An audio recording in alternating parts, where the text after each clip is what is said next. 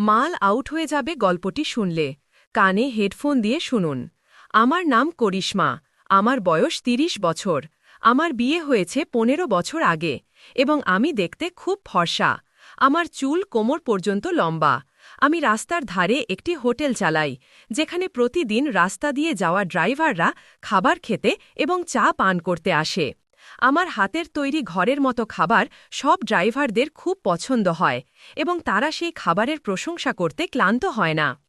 আজ আমি আপনাদের যে গল্প শোনাচ্ছি তা সেই সময়ের, যখন বর্ষাকাল ছিল। আমার হোটেলে একটি ট্রাক ড্রাইভার এসেছিল। বাইরে খুব তীব্র বৃষ্টি হচ্ছিল, যার কারণে তার গাড়ি চালাতে সমস্যা হচ্ছিল। সে আমাকে জিজ্ঞাসা করল, আমি কি রাত থাকার জন্য একটি রুম পেতে পারি? আমার কাছে মাত্র ২টি রুম ছিল, যার মধ্যে একটি ইতিমধ্যে ভাড়া দেওয়া ছিল। সেই ড্রাইভার খুব অনুরোধ করতে লাগল, তাই আমি তাকে আমার রুম রাতের জন্য থাকার জন্য দিয়ে দিলাম। আমার বিয়ে হয়েছে ১৫ বছর আগে, কিন্তু এখনও পর্যন্ত আমার কোনো সন্তান নেই। আমার স্বামী নীলেশ খুব শান্ত স্বভাবের ছিল, কিন্তু সে খুব পরিশ্রমী ছিল। আমরা দুজন মিলে আমাদের হোটেল চালাতাম। সকাল থেকে রাত পর্যন্ত আমরা দুজনেই সেখানে কাজ করতাম। আমাদের কাছে তেমন বেশি টাকা ছিল না এবং হোটেল থেকে আয়ও বেশি হতো না। তবুও আমরা বিশ্বাস করতাম যে একদিন প্রচুর টাকা আসবে। যদি আমাদের আগে থেকেই টাকা থাকত, তাহলে আমরা একটি বড় হোটেল খুলে ফেলতাম। বেশিরভাগ ড্রাইভার শুধু চা পান করার জন্য থামত এবং খাবারের মধ্যে আমি রুটি, বাটি, চোখা এবং চাটনি বানাতাম। এটি ছিল আমার মেনু, কিন্তু পাঞ্জাবি ড্রাইভারদের পাঞ্জাবি খাবার খুব পছন্দ ছিল। আমি পাঞ্জাবি এবং চাইনিজ খাবারও বানাতে পারতাম, কিন্তু আমার স্বামী চাইত যে আমাদের হোটেল শুধু বিহার এবং ইউপির খাবার পরিবেশন করুক। কখনো কখনো এমনও হতো যে একটি গ্রাহকও খাবার খেতে আসত না। এমন সময়ে আমার স্বামী পাশের একটি ছোট পুকুরে মাছ ধরতে যেত। সে তার বন্ধুদের সাথে মাছ ধরে এবং সেগুলো বিক্রি করার জন্য মার্কেটে নিয়ে যেত। যখন আমার স্বামী বাড়িতে থাকত না, তখন হোটেলের সব কাজ আমাকেই সামলাতে হতো। এমন সময়ে কিছু গ্রাহক শুধু আমাকে দেখার জন্য হোটেলে আসত। তাদের চা পান করতেও ভালো লাগত না, কিন্তু তারা আমার সাথে কথা বলার জন্য আসত। হোটেলের পিছন দিয়ে একটি হাইওয়ে চলে গেছে, যেখান দিয়ে ট্রাক এবং গাড়ি চলাচল করে। এর কারণে আমার গ্রাহক কমতে শুরু করেছিল।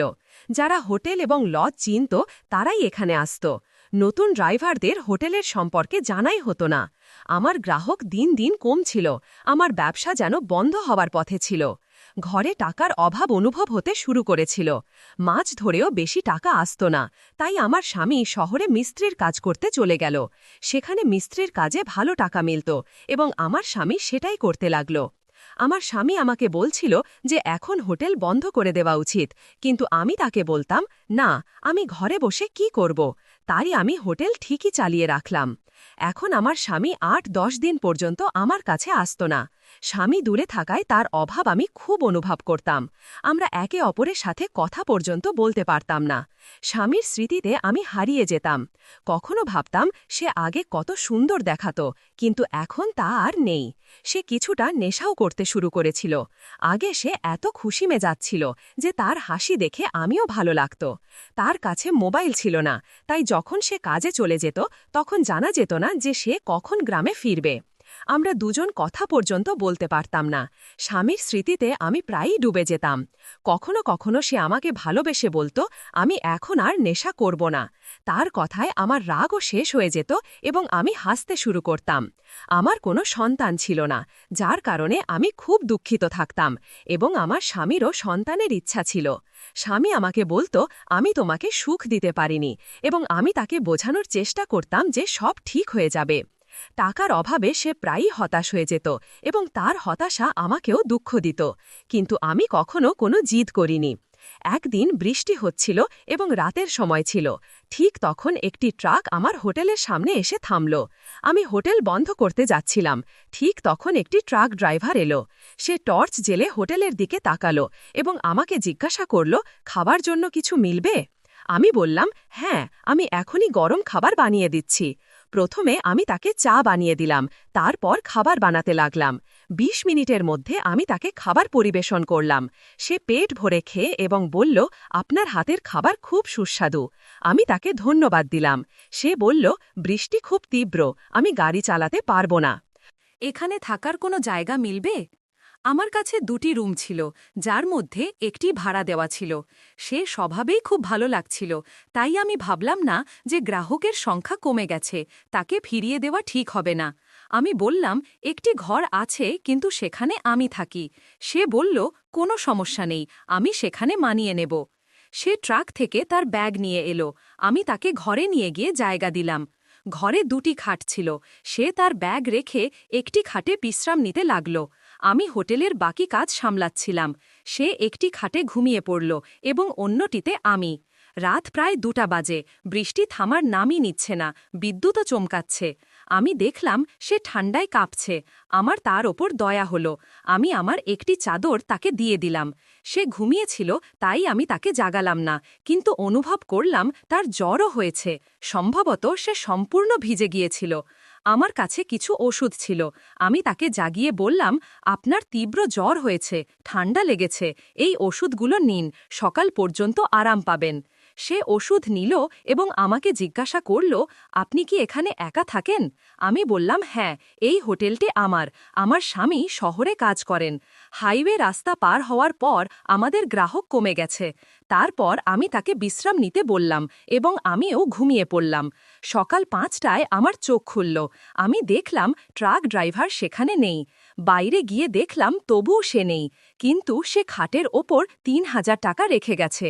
আমি ভাবনায় পড়ে গেলাম যে সে না বলে চলে গেছে। অন্তত যাওয়ার সময় বললে ভালো হতো। কিন্তু সেই লোকটি খুবই সৎ ছিল, সে টাকাও রেখে গেছে। না হলে অন্য কেউ হলে হয়তো টাকাও না দিত। তার সততা আমাকে খুব পছন্দ হলো। পরের দিন আমার স্বামী ফিরে এলো। সে 20 দিন ধরে আমার কাছে ছিল না। আমি তাকে জিজ্ঞাসা করলাম, আপনি এতদিন কেন আসেননি, কোথায় গিয়েছিলেন? সে বলতে লাগল, আমি চেন্নাইতে কাজ করতে গিয়েছিলাম। সেখানে একটি কনস্ট্রাকশন সাইটে কাজ চলছিল। ফেরার পথে বৃষ্টি খুব তীব্র ছিল, কোনো যানবাহন পাওয়া যাচ্ছিল না। কিন্তু এখন সব ঠিক আছে। আমার স্বামী 20 দিন পর বাড়ি ফিরেছিল এবং এবার সে কোনো নেশাও করেনি। সে আমাকে বলল, দেখো করিশ্মা, আমি তোমাকে বলেছিলাম যে এখন আমি নেশা করব না।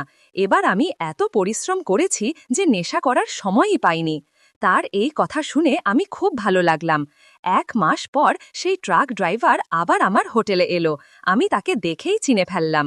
সে হাসতে হাসতে বলল, দ্রুত খানা বানান, আপনার হাতের খানা গতবার খেয়েছিলাম, তার স্মৃতি এখনও তাজা। আমার তার আগে আর কিছু বলতে ভালো লাগলো না, তাই আমি আগে খানা বানিয়ে দিলাম।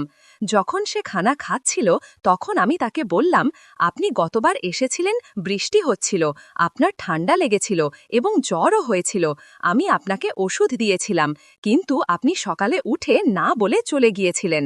সে বলল, বৃষ্টির কারণে রাস্তা খারাপ ছিল এবং আমার গাড়ি থেকে মাল নামানোর অর্ডার এসেছিল। যদি সময় মতো মাল না নামাতাম তাহলে আমার ওপর জরিমানা লাগত। আপনাকে সকালে জাগাতে ইচ্ছা হলো না, তাই আমি বিল সেখানেই রেখে চলে গিয়েছিলাম। আমি তাকে বললাম, আপনি সত্যিই খুব সৎ।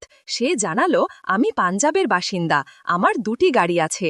একটি গাড়ি আমার ছোট ভাই চালায় এবং অন্যটি আমি। তারপর সে বলল, আপনার হাতের খানা এত সুস্বাদু যে আপনার হোটেলটি বড় করা উচিত। আমি তাকে বললাম, এর জন্য অনেক টাকা লাগবে, যা আমাদের মতো গরিবের কাছে নেই। এই হোটেল থেকেই আমাদের সংসার চলে। সে যাওয়ার সময়ও 3000 দিয়ে বলল, আমি বিলের হিসাব চাই না, আপনি পরের বার ভালো সেবা দিন। আমি বললাম, আপনাকে শুধু 2325 দিতে হবে। কিন্তু সে হেসে বলল, থাকতে দিন, শুধু পরের বার আরও ভালো খানা খাওয়াবেন। তার কথা বলার ভঙ্গি খুব মিষ্টি ছিল এবং তার সততা আমার হৃদয় জায়গা করে নিয়েছিল। মনে হচ্ছিল সে যেন আমাদেরই কেউ। সে চলে গেল এবং তখনই আমার স্বামী ফিরে এলো। আমি আমার স্বামীকে সেই ড্রাইভার সম্পর্কে সব কথা বললাম এবং এও বললাম যে সে গত মাসে 3000 দিয়েছিল এবং এবারও সে খুশি মনে 3000 দিয়ে গেছে। আমার স্বামীও হেসে বলল, করিশ্মা, তোমার হাতে এমন জাদু আছে যে এই ট্রাক ড্রাইভাররা তোমার খানায় খুব খুশি হয়। সেই ট্রাক ড্রাইভার আমাকে বলেছিল যে এখন 5 দিনের মধ্যে ট্রাক খালি হবে এবং ফেরার পথে ভাড়া পেলে তখন আমি আবার আসব। আমি আমার স্বামীকে বললাম যে সে 5 দিনের মধ্যে ফিরে আসবে। আমি এবং আমার স্বামী আমাদের নিজ নিজ কাজে ব্যস্ত হয়ে পড়লাম। কিন্তু যেমন সে বলেছিল 5 দিন পর সে ফিরে এলো। আমার স্বামীও সেই সময় হোটেলেই ছিল। আমি তাকে দেখে তাড়াতাড়ি আমার স্বামীকে ডাকলাম, জি শুনুন, সেই ট্রাক ড্রাইভার ফিরে এসেছে। আমার স্বামী রান্নাঘরে কাজ করছিল। আমি তাকে বসার জন্য টেবিল সাজালাম। সে খানার অর্ডার দিল এবং আমার স্বামী রান্নাঘর থেকে বেরিয়ে এলো। কিন্তু তাকে দেখে সে কিছুক্ষণ সেখানে তিনি এমনভাবে দাঁড়িয়ে রইলেন যেন তাকে কোনো চিন্তায় ফেলে দেওয়া হয়েছে। আমি আমার স্বামীকে জিজ্ঞাসা করলাম, কি হয়েছে, আপনি তাকে দেখে এমন কেন হয়ে গেলেন? সেই ট্রাক ড্রাইভার তৎক্ষণাৎ উঠে চলে গেল। তখন আমার স্বামী বললেন, তুমি জানো না ওই লোকটি কে? সে কোনো সাধারণ মানুষ নয়। আমি আমার স্বামীকে জিজ্ঞাসা করলাম, শেষ পর্যন্ত কি হয়েছে, আপনি আমাকে স্পষ্ট করে বলুন। তখন তিনি বললেন, আমি আগে ট্রাক ড্রাইভার হিসেবে কাজ করতাম। এও সেই একই ট্রাকে আমার সঙ্গে হেল্পার হিসেবে কাজ করত। কিন্তু একবার যখন আমরা পেট্রোল পাম্পে ঘুমাচ্ছিলাম, ট্রাক চুরি হয়ে গেল এবং আমার ওপর অভিযোগ করল যে আমি মালপত্র সহ ট্রাক চুরি করেছি। আমি কোনো ভুল করিনি, কিন্তু মালিক আমার ওপর বিশ্বাস করেনি। আমাকে 1 মাসের জন্য জেলে ঢুকিয়ে দেওয়া হলো এবং আমার থেকে 1 লাখও আদায় করা হলো। সেই ঘটনার কারণেই আজ আমি ঋণের মধ্যে আছি এবং হোটেল চালাচ্ছি। আমার স্বামীর দুঃখ আমি বুঝতে পারলাম। আমি গভীর চিন্তায় ডুবে গেলাম। কিন্তু সেই ট্রাক ড্রাইভার আবার হোটেলে ফিরে এলো এবং আমার স্বামীকে বলল, দোস্ত, যা কিছু হয়েছে তাকে একটা স্বপ্ন মনে করে ভুলে যাও। আজ আমি ভালো উপার্জন করছি। তোমার মনে হতে পারে যে আমি মালিককে তোমার সম্পর্কে কিছু বলেছি, কিন্তু আমি তেমন কিছু করিনি। আমি জানতাম যে এই হোটেলটা তোমার এবং তুমি আমার থেকে সাহায্য নেবে না, তাই আমি এইভাবে তোমাকে সাহায্য করার কথা ভেবেছি। সে আমার সামনে আমাকে বলতে লাগল, ভাবি, আপনি ওকে বোঝান। কিন্তু তার কথা শোনার পর আমিও তার কিছু বলার প্রয়োজন বোধ করলাম না। সে চলে গেল এবং যখন সে হোটেল ছাড়ল তখন 1 লাখ দিয়ে বলল, যা হয়েছে তা ভুলে যাও। 2 মাস পর আমরা জানতে পারলাম যে আমি গর্ভবতী। আমি এবং আমার স্বামী খুব খুশি হলাম। আমরা সব পুরনো কথা ভুলে গেলাম। বন্ধুরা, এই গল্প বলার উদ্দেশ্য কারো মন খারাপ করা বা কোনো অনৈতিক কার্যাবলীকে উৎসাহিত করা মোটেও নয়, শুধু আপনাদের সবাইকে সতর্ক করা। যদি আমার গল্পটি আপনার ভালো লেগে থাকে তাহলে ভিডিওটি লাইক করুন, চ্যানেলটি